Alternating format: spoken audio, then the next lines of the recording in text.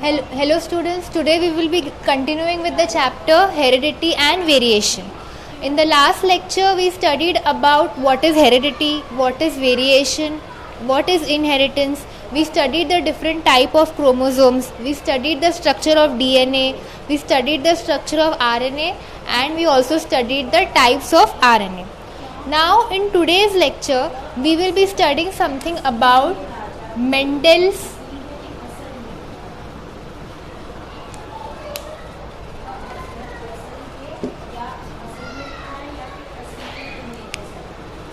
we will be studying something about Mendel's concept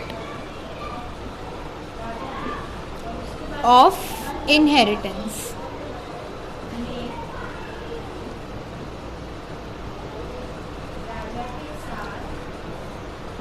Now, in the last lecture we understood what is inheritance. What is inheritance? The virtue by which we get the characteristics from our parents. The virtue by which we inherit the characteristics from our parents is called as inheritance. Now, there was a scientist known as Gregor Mendel. What was his name? Gregor Mendel. अब ये तो हमें पता है कि हमें characteristics और trades हमारे पेरेंट्स से मिलते हैं, बट वो कैसे मिलते हैं, इसका पूरा प्रोसेस क्या होता है, इस चीज़ को स्टडी करने का काम किस साइंटिस्ट ने किया? Gregor Mendel. So what he did, he conducted many experiments and he conducted those experiments on the pea plant. Which plant? Pea plant. And this pea plant, the scientific name is Pisum sativum. What is the scientific name? Pisum sativum. So Mendel ने क्या किया, ये जो P plant है, Pisum sativum का plant, इसने इसके बारे में बहुत डिटेल में स्टडी किया सब कुछ, एंड ही ऑब्जर्व्ड कि इसमें इनहेरिटेंस कैसे हो रहा है. ठीक है. Now we will see how he studied this pea plant. Now before I explain you how he studied this pea plant, I will first explain you the meaning of two terms. Okay, the meaning of dominant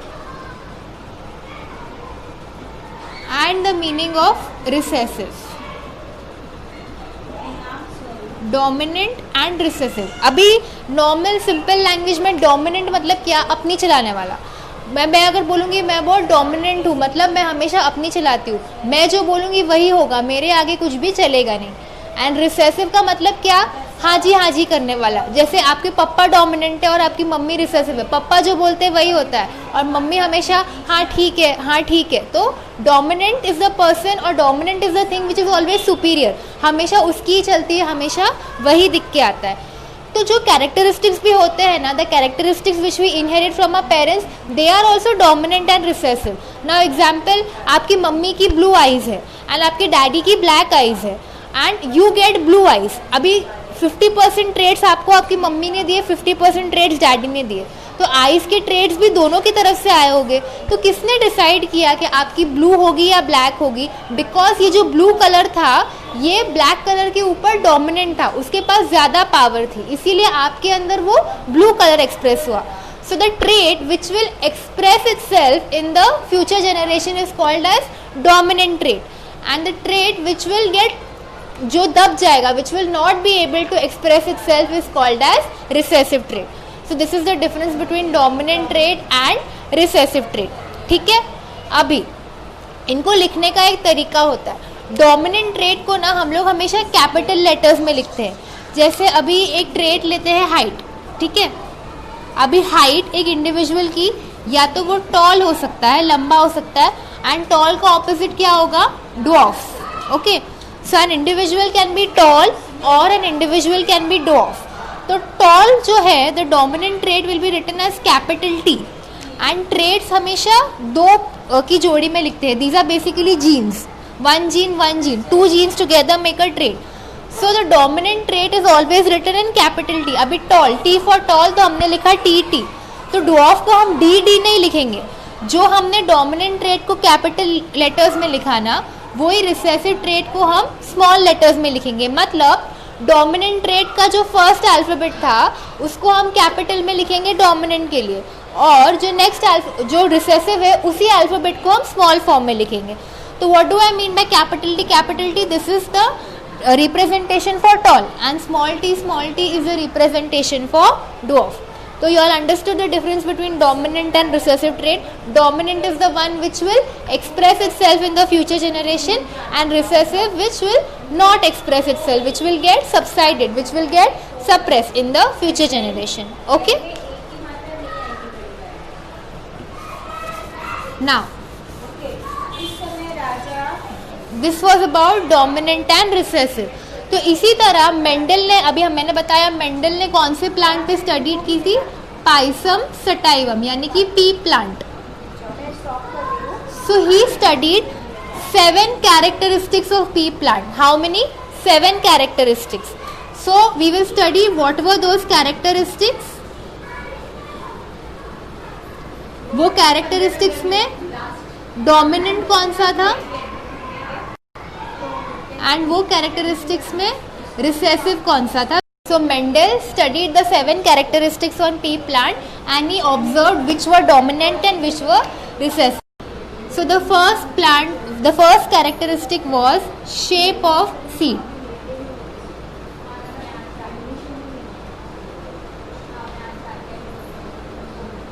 ठीक है. अभी shape of seed में जो dominant था वो था round, and जो recessive था वो था wrinkled. Dominant was round and recessive was wrinkled. अभी dominant I told you always write in capital form of the first alphabet. तो how you will write this, capital R capital R. And recessive हम कैसे लिखते हैं, dominant का ही जो capital है उसको स्मॉल में, तो wrinkled you will write as small R small R. तो शेप ऑफ सीड में dominant was round, recessive was wrinkled. Then next one was color of seed.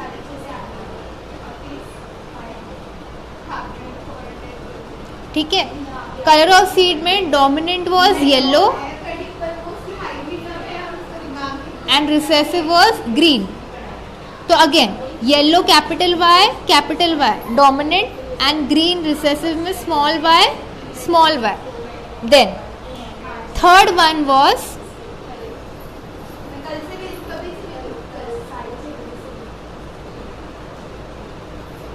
Colour of pod. Colour of pod में dominant was green. Pod क्या होता है, the outer covering. ठीक है. And recessive was yellow. तो we will write this dominant as capital G, recessive as small G. Then there was shape of pod. Shape of pod में dominant वाला जो था वो था इन्फ्लेटेड मतलब it is full and rounded, उसमें कोई भी रिंकल्स नहीं है. And recessive was constricted.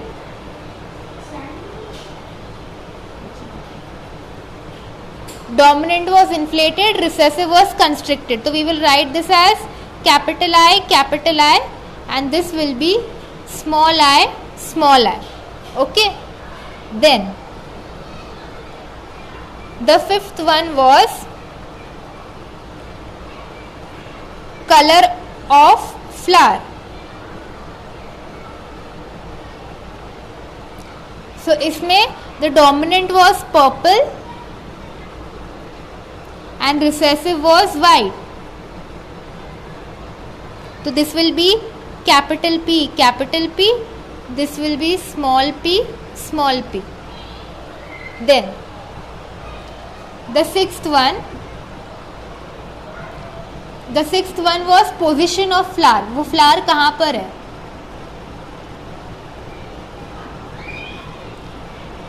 So the dominant trait was axial and recessive was terminal. So axial you write it as capital A, and this will be small a. And the last one was height of plant.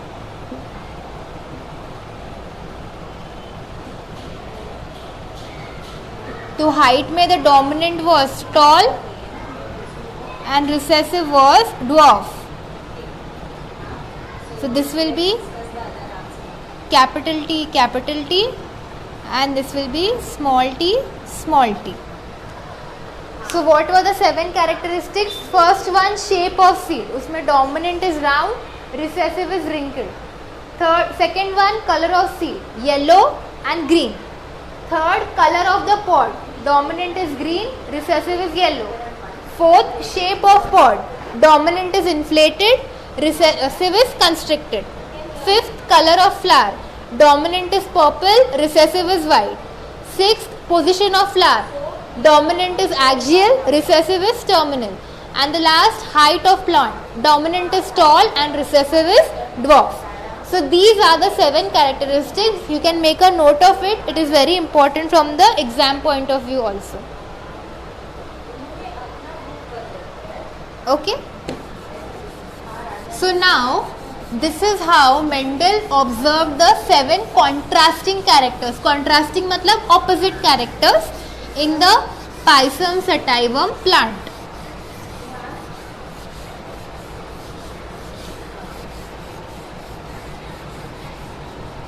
Okay तो अभी उसने characters तो पढ़ लिए कि ये characters होते हैं पाइसम सटाइवम में. अब उसको देखना था कि how do these characters pass on to the next generation. Next generation में ये कैरेक्टर्स कौन सा वाला जाएगा, डोमिनेंट जाएगा या रिसेसिव जाएगा. तो उसने क्या किया, इन इस गार्डन उसने बहुत सारे प्लांट्स ग्रो किए पाइसम सटाइवम के, and then he started cross breeding these plants. वो दोनों प्लांट्स में एक को मेल प्लांट और एक को फीमेल प्लांट कंसिडर करके he started breeding amongst them and started producing new generations to see what traits are produced in the next generation. तो इसके लिए he did 2 types of experiments and they were called as monohybrid cross and dihybrid cross. What were they called as? Monohybrid cross and dihybrid cross. Now mono का मतलब क्या होता है, 1. तो monohybrid cross का मतलब क्या, only 1 pair of characters was studied. Only 1 pair of characters was studied. And die का मतलब क्या होता है, 2. तो यहाँ पे 2 characters were studied. तो मोनोहाइब्रिड क्रॉस में मेंडल कोई भी एक ही कैरेक्टर के बारे में ही वाज स्टडिंग, या तो प्लांट हाइट, या तो कलर ऑफ प्लांट, या तो shape of seed, like any 1 character he wanted to observe कि अगले जनरेशन में कैसे दिखता है. He was focusing on only 1 character. लेकिन डाई हाइब्रिड में वो 2 कैरेक्टर रहता है, या तो वो हाइट पे भी फोकस करेगा और शेप ऑफ सीड पे भी फोकस करेगा. ऐसे कोई भी 2 रैंडम कैरेक्टर्स वो सिलेक्ट कर रहा था. So the 2 types of crosses which Mendel did were monohybrid cross and dihybrid cross. So we will be studying each of this cross in detail. ये monohybrid कैसे होता है and dihybrid कैसे होता है. But before that, you all should understand 2 important terminologies.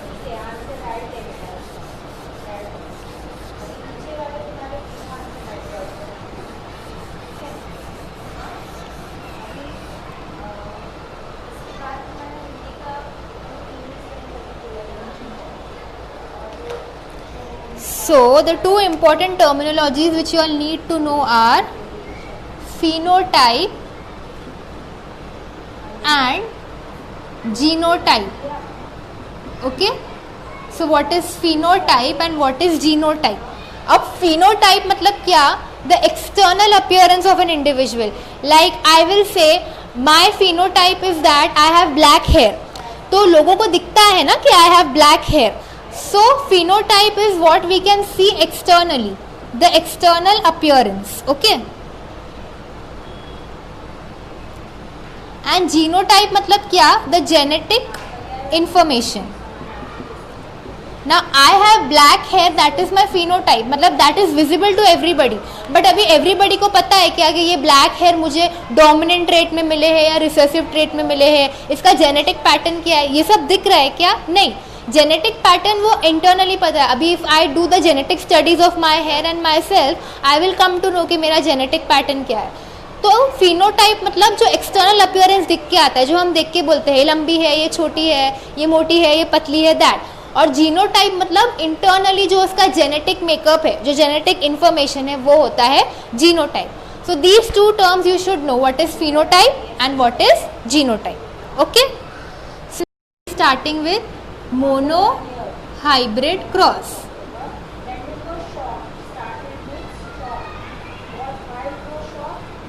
Now what is monohybrid cross? I repeat again, it is a cross in which we study the inheritance of only one character. Okay, कोई भी एक character के बारे में हम पढ़ते.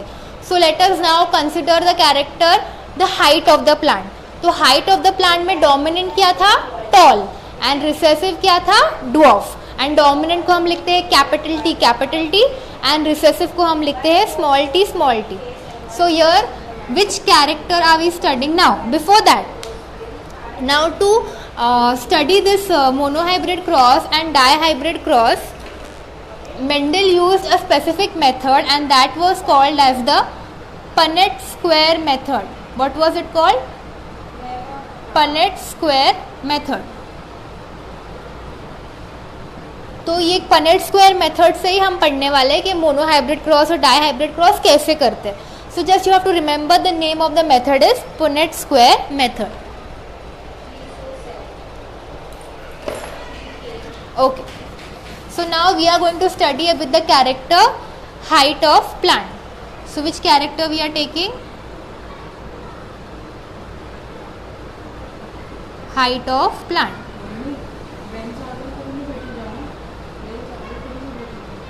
ठीक है.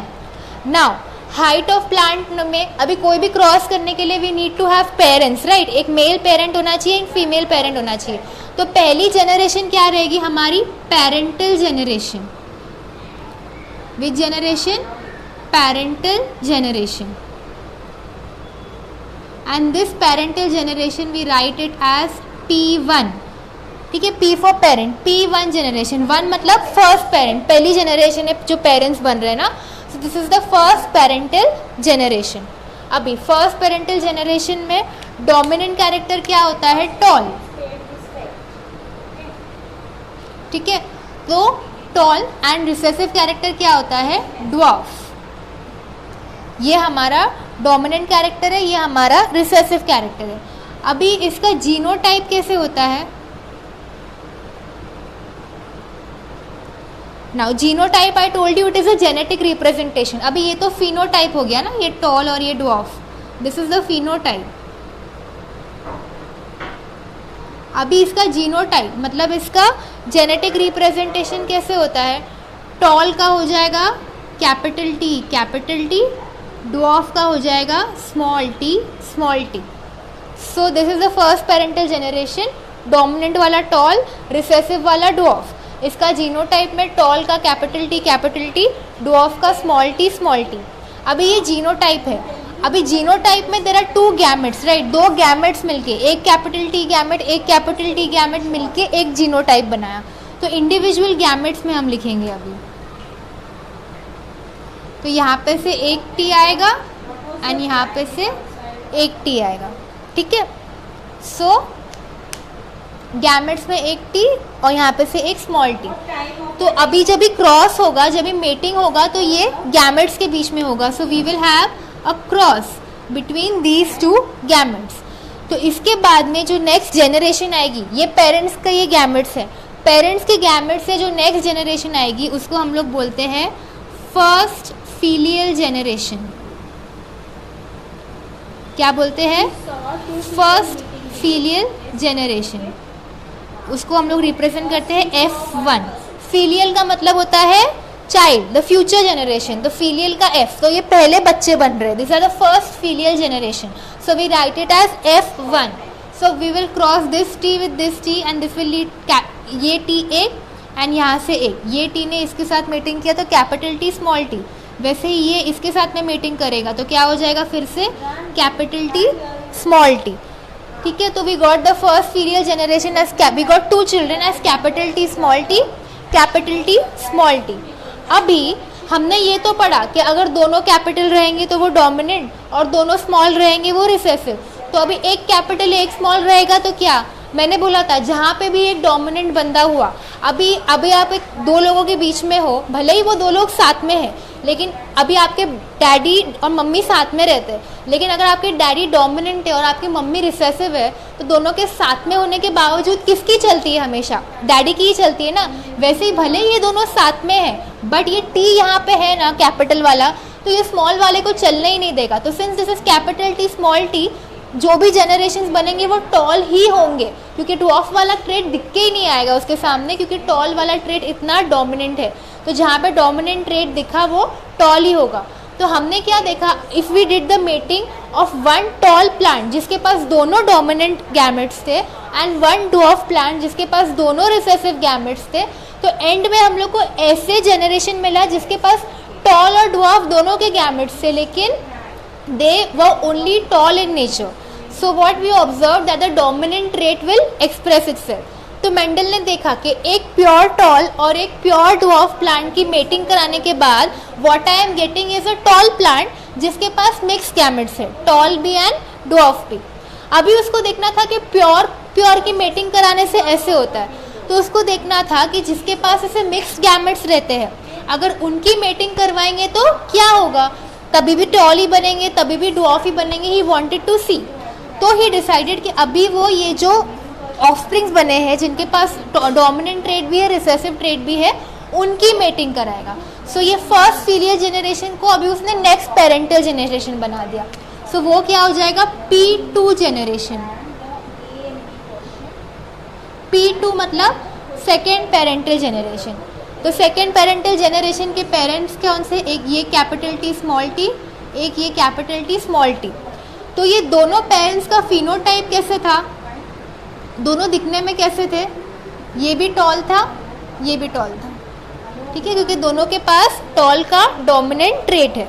So this was the second parent generation. अभी इनके गैमेट्स कैसे रहेंगे, how will the gametes be over here. अभी यहाँ पे एक एक दोनों टी सेम थे तो हमने सिंगल लिया, यहाँ पे this is also tall, this is also tall in appearance. अभी इनके गैमेट्स कैसे होंगे, इसका एक कैपिटल टी एक स्मॉल टी गैमेट, इसका एक कैपिटल टी एक स्मॉल टी गैमेट, ठीक है। अभी इनमें मेटिंग होगी, सो मेटिंग होगी तो क्या पॉसिबिलिटीज है, let us go one by one. सबसे पहले this capital T can mate with this capital T, तो what we got, capital T capital T. Then this capital T can mate with this small t. So what we will get, capital T small t.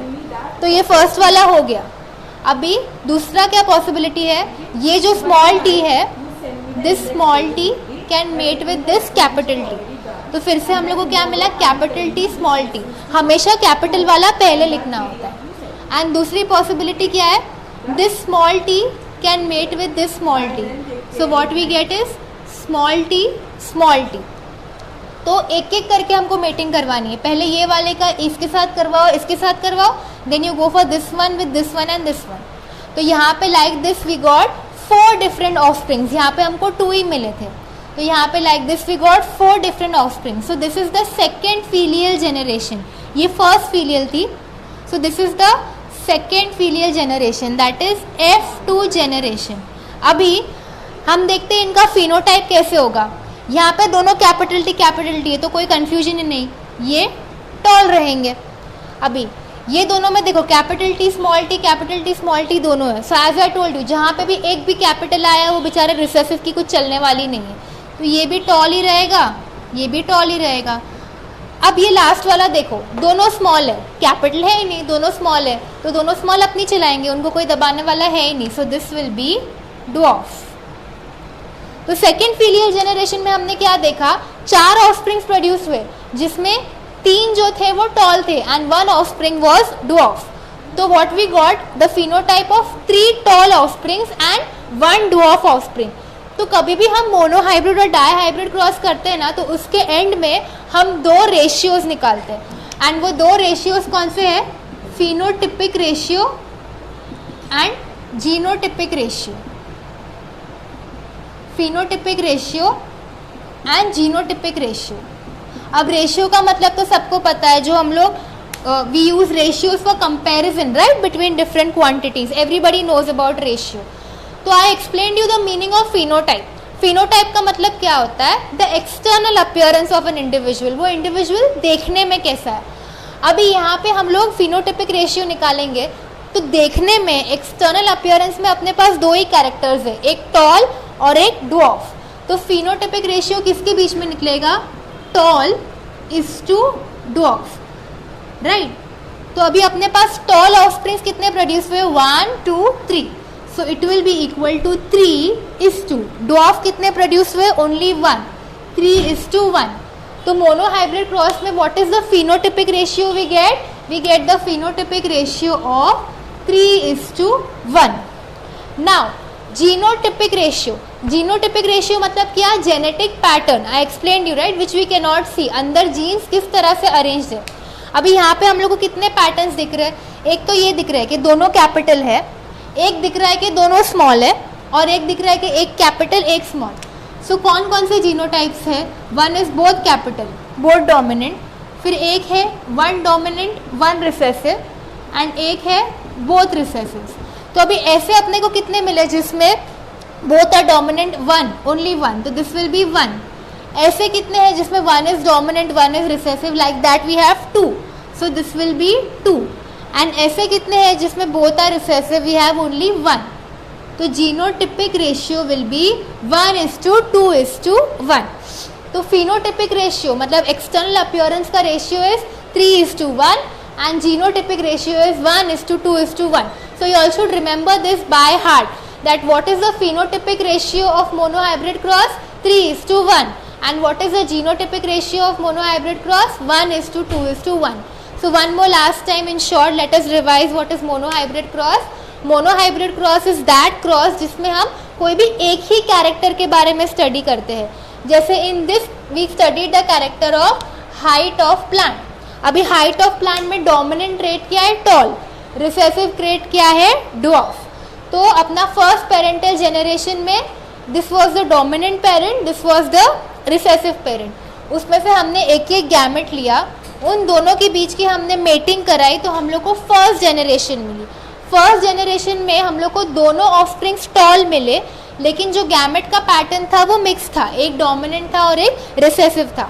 अब इसके बारे में आगे पढ़ने के लिए हमने क्या किया? इनके बीच में ही सेल्फिंग करवाई, उनको ही सेकेंड पेरेंटल जेनरेशन बनाया, एंड देन उनकी सेल्फिंग करने के बाद we got a second generation जिसमें हम लोग को प्योर गैमेट्स भी मिले, जिसमें दोनों डोमिनेंट है या दोनों रिसेसिव है, and we got mixed also, and उसके accordingly we derived a phenotypic and genotypic ratio. So this was about monohybrid cross. In the next lecture we will be studying about dihybrid cross. Thank you.